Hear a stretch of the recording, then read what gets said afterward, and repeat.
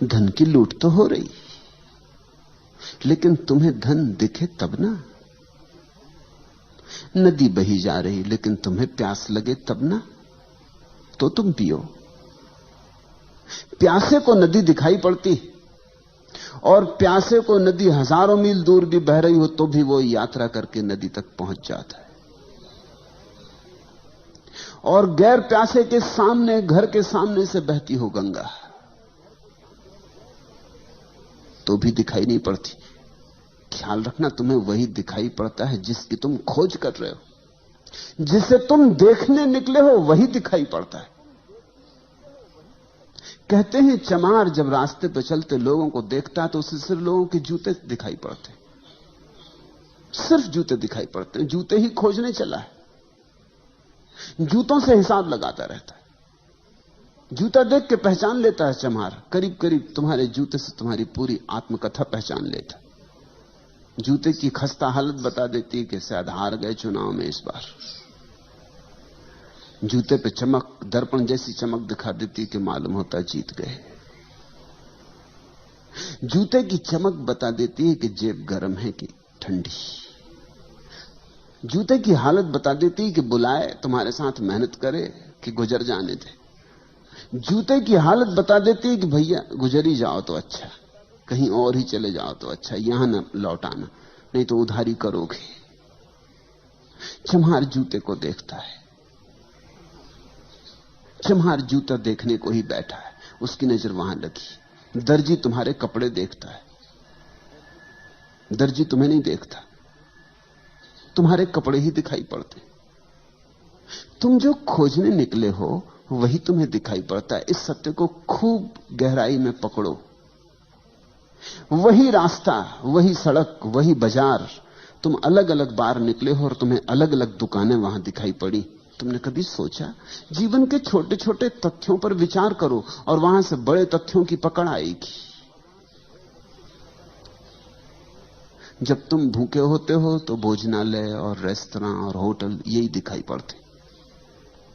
उपवास करके एक दिन जाओ बाजार में और तुम पाओगे अरे इतने रेस्तरां हैं यहां, इतनी होटलें, इतनी दुकानों पर भोजन बिक रहा है। ये तुम्हें कभी ख्याल में ना आया था। तुम भरे पेट निकले थे, ख्याल में आने का कोई कारण न था। फिर एक दिन भरे पेट जाओ, फिर वो दिखाई ना पड़ेंगे। जिसकी काम वासना पीड़ित है उसे रास्ते पर पुरुष नहीं दिखाई पड़ेंगे, स्त्रियां दिखाई पड़ेंगी। उसे पुरुष छूट ही जाएंगे, पुरुषों को वो मद्देनजर कर जाएगा। वो गुजरेंगे जरूर लेकिन उनकी कोई छाप ना बनेगी। लेकिन जिसकी काम वासना तृप्त है उसे स्त्री पुरुषों से कोई भेद नहीं पड़ेगा। और जो काम वासना के पार जा चुका है उसे तो यह भी भेद करना मुश्किल हो जाएगा कि कौन स्त्री है कौन पुरुष है। स्त्री पुरुष का भेद तुम तभी तक करते हो जब तक तुम्हारे भीतर तलाश है, तुम्हारे भीतर वासना प्रदीप्त है। नहीं तो कौन चिंता करता है? तुमने ख्याल किया? तुम वही देखते हो जो तुम खोज रहे हो। तो पलटू तो कहते हैं कि भागवत धन की लूट हो रही, ये सामने ढेरी लगी है, लूट सको तो लूट लो। खड़े खड़े क्या देख रहे हो? पलटू कहते। लेकिन जो खड़े खड़े देख रहा है उसको वहां धन दिखाई नहीं पड़ रहा, उसे वहां कुछ भी दिखाई नहीं पड़ रहा है। या यह भी हो सकता है कि जो लूट रहे हैं वो उसे पागल मालूम होते हो, क्योंकि जब उसे धन नहीं दिखाई पड़ता और ये टूटे पड़ रहे हैं तो पागल ही तो मालूम होंगे। ये किस चीज पर टूटे पड़ रहे हैं? यहां कुछ भी तो नहीं है। उसे लगेगा ये सब मन की कल्पना के जाल में पड़ गए। ऐसी तो होता है, तुम यहां बैठे हो, जो लोग यहां नहीं है वो तुम्हें पागल समझते हैं, वो पागल समझेंगे ही। वो कहेंगे किस कल्पनाओं में पड़े हो। अरे यथार्थ जगत को देखो, किस सम्मोहन में उलझ गए हो, किसकी बातों में उलझ गए हो। ये सब बातें हैं, इनमें मत उलझ जाना, नहीं तो घर गृहस्थी खराब हो जाएगी। बाल बच्चों को देखो, पत्नी को देखो, परिवार को देखो, अपने कर्तव्य का ध्यान रखो, यथार्थ को देखो। ये किन बातों में पड़े हो? इतना समय दुकान पर लगाओ, बाजार में लगाओ, कुछ कमाओ। कमाई हाथ में आएगी तो कुछ काम आएगी। ये धर्म चर्चा, तत्व चर्चा, ये किस काम में आएगी? इसकी रोटी बनाओगे कि कपड़े बनाओगे, किससे छप्पर बनाओगे? इससे बच्चों का पेट नहीं भरेगा और न पत्नी के लिए साड़ी खरीद सकोगे। किस झंझट में पड़ गए हो? लोग तुम्हें समझाते हैं, लोग तुम्हें कहते होंगे अभी भी लौट आओ, अभी ज्यादा नहीं गए हो, नहीं फिर पीछे लौटना मुश्किल हो जाएगा, कहीं ज्यादा मत उतर जाना इसमें, होश हवास ना खो देना, औरों ने खो दिया है। उनकी बात भी ठीक तो है, उनकी तरफ से ठीक ही है। अब यहां लोग मेरे पास आए हैं, दूर दूर से आए, कोई जापान से है, कोई जर्मनी से है, कोई ईरान से है, कोई इथोपिया से है, कोई अमेरिका से है, कोई स्वीडन से आया है, कोई इंग्लैंड से है, कोई इटली से है। दूर दूर से लोग आए, करीब करीब जमीन के हर तरफ से लोग यहां मौजूद हैं, सिर्फ चीन और रूस को छोड़ के, क्योंकि वहां से आ नहीं सकते।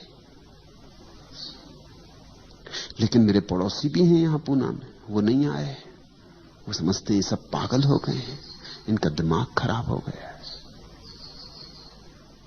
और उनकी बात में भी सच्चाई है, उनकी तरफ से सच्चाई है।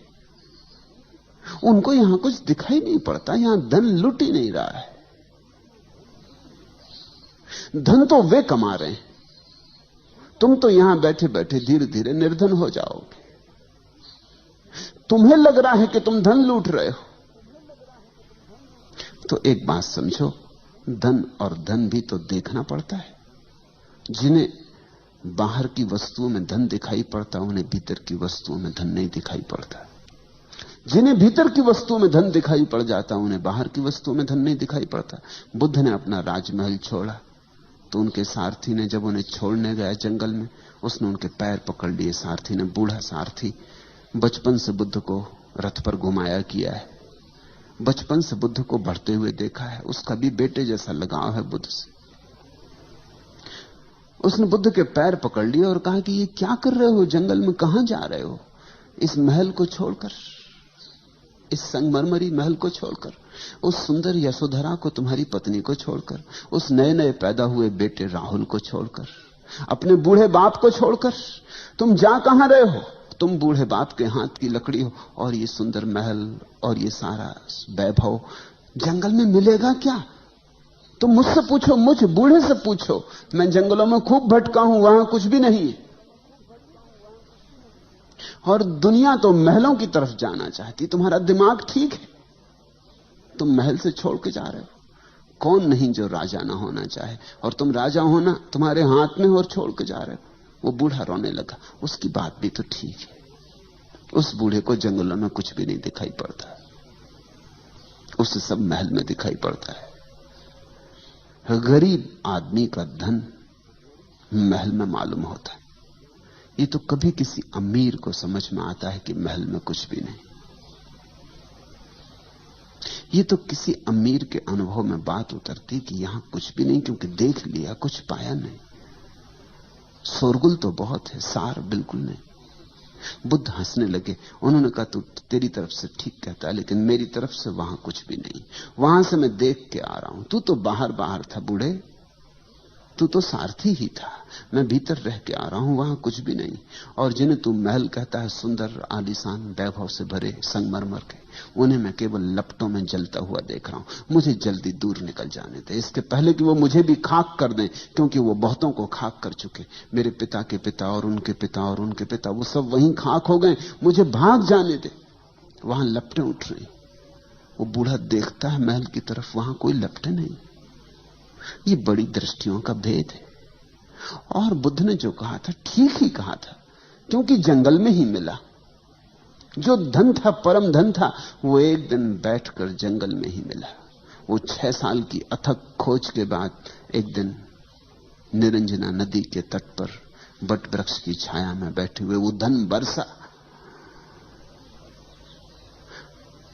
तो एक अदृश्य धन है, तभी तक अदृश्य है जब तक तुम्हारी आंखें बाहर से उलझी। उसी दिन दृश्य हो जाएगा जिस दिन तुम्हारी आंखें बाहर से मुक्त हो गई। दृष्टि की क्रांति चाहिए। तुम पूछते हो, पलटू कहते भागवत धन की लूट हो रही, और जो चाहे सो ले। ठीक कहते हैं, 100% ठीक कहते हैं। बस चाहना ही पर्याप्त है लेने के लिए। जो चाहे सो ले, कोई रोक नहीं रहा है। समाधि का धन ऐसा है कि उसे कोई भी रोक नहीं रहा है, तुम्हें कोई बाधा नहीं डाल रहा है। मगर बड़ा मजा है, जिस धन पर बड़ी बाधाएं हैं, जो तुम्हें मिलना एकदम आसान नहीं, उस पर तुम टूटे पड़ रहे हो। और जो मिल भी गया अगर, तो भी कुछ मिलेगा नहीं, उस पर तुम टूटे पड़ रहे हो, उस पर लूट मची। और जो धन कोई भी छीनने को नहीं मालूम हो रहा, और जो धन इतना है कि सभी को मिल जाए तो भी न्यून नहीं होता, उस धन की तरफ तुम जा भी नहीं रहे हो।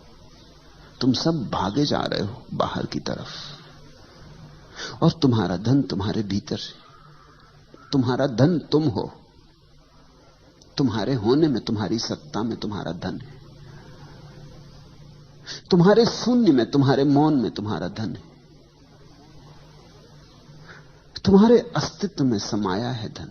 खजाना लेकर तुम आए हो, चाबी भी तुम्हारे पास है, लेकिन इस चाबी को तुम कभी भीतर की तरफ लगाते नहीं, बाहर की तरफ लगाते हो। यही आंखें जो बाहर की तरफ भाग रही, दूर दिशाओं में दौड़ी चली जा रही, यही आंखें लौटकर अपने धन को खोज लेती। यही हाथ जो और सारे संसार को पकड़ते फिर रहे हैं, इन्हीं हाथों में छिपी ऊर्जा भीतर की तरफ लौट के परम धन को संभाल लेती। लेकिन कोई रोकता नहीं, फिर भी तुम उसके प्यासे नहीं हो। तुम अभी संसार से थके नहीं हो। तुम्हें लगता है यहां शायद हो, आज नहीं मिला कल मिले।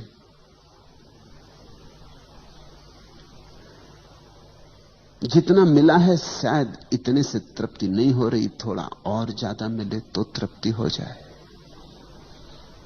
10,000 तुम्हारे पास है तो शायद 10 लाख होंगे तो तृप्ति हो जाएगी। 10 लाख होंगे तो मन कहेगा 10 करोड़ हो जाए तो तृप्ति हो जाएगी। और मन के फैलाव का कोई अंत नहीं है। मन आंकड़े बड़े करता चला जाता है। तुम जहां रहोगे वहीं से मन के आंकड़े बाहर और भविष्य की तरफ विस्तीर्ण हो जाएंगे। मन क्षितिज की तरह फैलता चला जाता है। मन कभी भी तुम्हें ऐसा मौका न देगा कि अब आगे नहीं।